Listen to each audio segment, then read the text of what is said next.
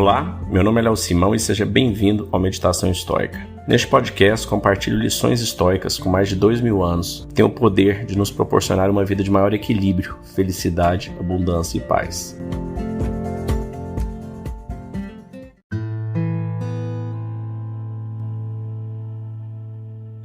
Olá, hoje nós vamos terminar a 10ª parte do livro 10 de Meditações de Marcos Aurelius. A gente vem ao longo de 10 episódios aí, intercalados com Sêneca, com Epiteto, com Ryan Holiday. A gente vem lendo o livro 10 e refletindo sobre a profundidade, do diário escrito pelo imperador romano, considerado um dos melhores de todos os tempos aí há 100 e poucos anos depois de Cristo. Então vamos lá. A quem foi preenchido pelos princípios verdadeiros, basta uma citação, ainda que curta ou corriqueira, para se recordar de que não se deve deixar dominar pela tristeza ou pelo medo. Por exemplo, folhas o vento espalha pelo chão. O mesmo se dá com as gerações mortais. Seus filhos são como tais folhas ao vento. Igualmente são todas essas aclamações e aplausos que se pretendem sinceros, ou no sentido oposto, as zombarias ocultas. Como folhas ao vento, também serão aqueles que celebrarão a sua glória póstuma. Ora, todas as folhas nascem na primavera, depois vem o vento e as leva embora. E logo a floresta substitui por outras folhas. Assim são todas as coisas, como folhas passageiras. E, no entanto, você as evita ou deseja como se fossem eternas. Mais algumas estações e cerrará os seus olhos, e aqueles que chorarem a sua morte também serão lamentados, ainda por outros, quando o vento os levar deste mundo. O olho sadio deve ver tudo o que é visível, e não querer apenas o verde, como ocorre com o olho doente. O ouvido e o olfato sadios devem estar preparados para todos os sons e odores. O estômago sadio deve digerir bem todos os alimentos, assim como o moinho tritura os grãos que lhe são dados para moer. Da mesma forma, o pensamento sadio deve estar preparado para tudo o que se passa na vida.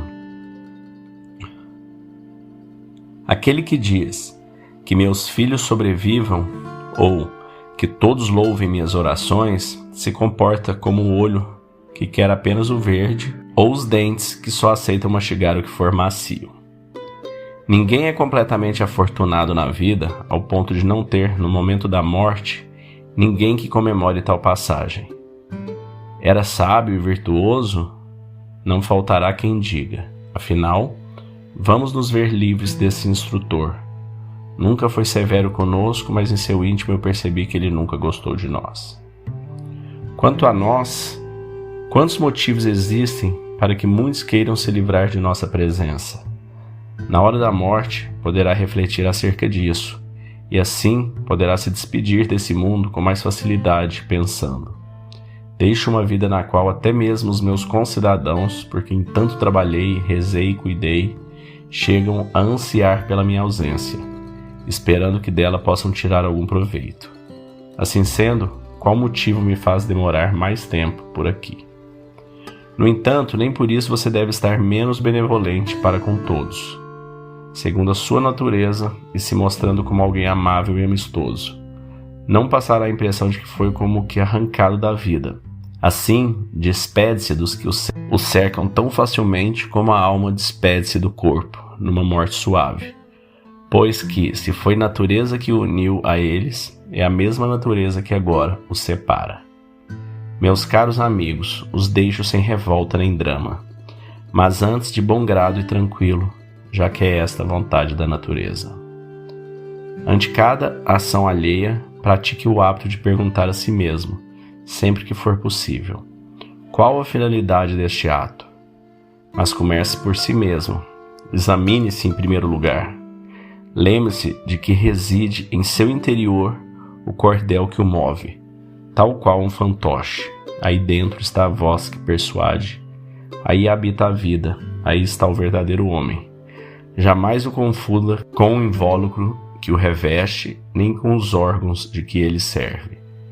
Os órgãos são como instrumentos, com a diferença que foram dados pela própria natureza. Uma vez separados do princípio essencial que os anima, terão a mesma utilidade que uma lançadeira sem a sua tecelã, uma pena sem o seu escritor, ou um chicote sem o cocheiro.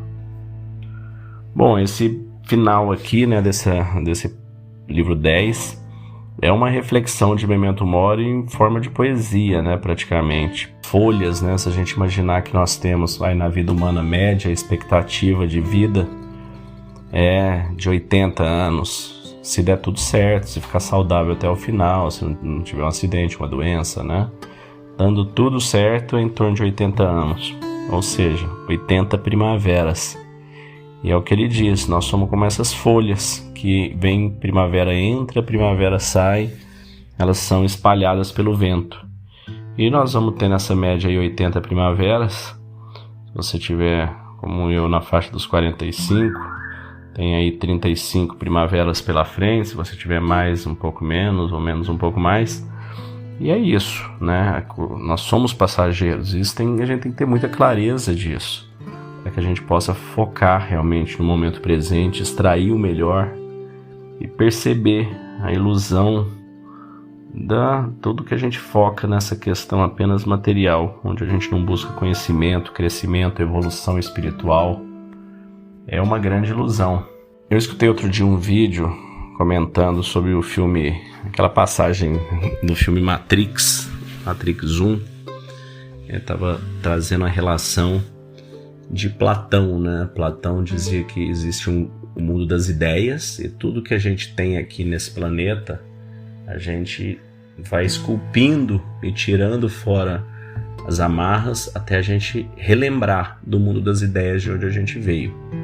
Se do espiritismo, do budismo seria, né, outra dimensão, o céu, o paraíso, enfim, cada dogma fala de uma forma.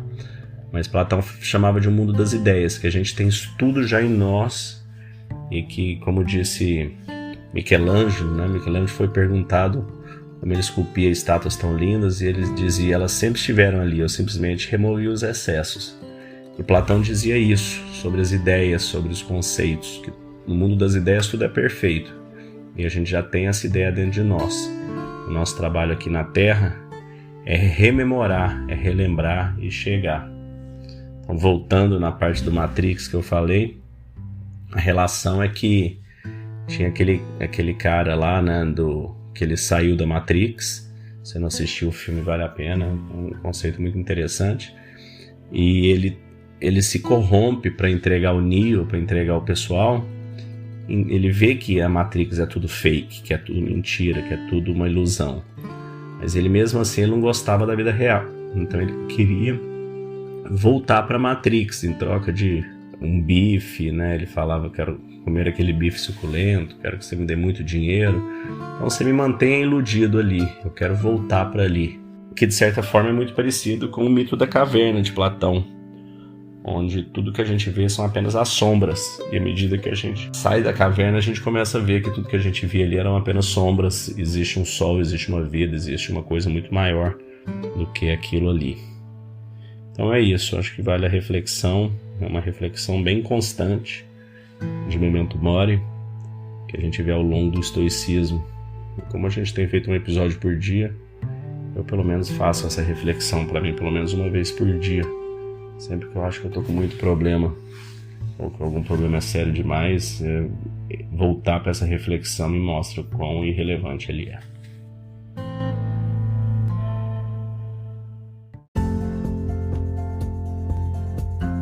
Se você gostou desse podcast, deixe seu like, siga nosso canal e compartilhe. Alguém pode estar precisando escutar isto hoje. Seja você a pessoa a levar esta mensagem de força e resiliência. Pode mudar o dia e o destino de alguém. Estoicismo é uma fórmula que nos ajuda a superar os desafios e dificuldades da vida. Você pode nos escutar diariamente no Spotify, Apple e Google Podcast. E também no Instagram, buscando por Meditação Estoica. Fique com Deus e tenha um dia de abundância e paz.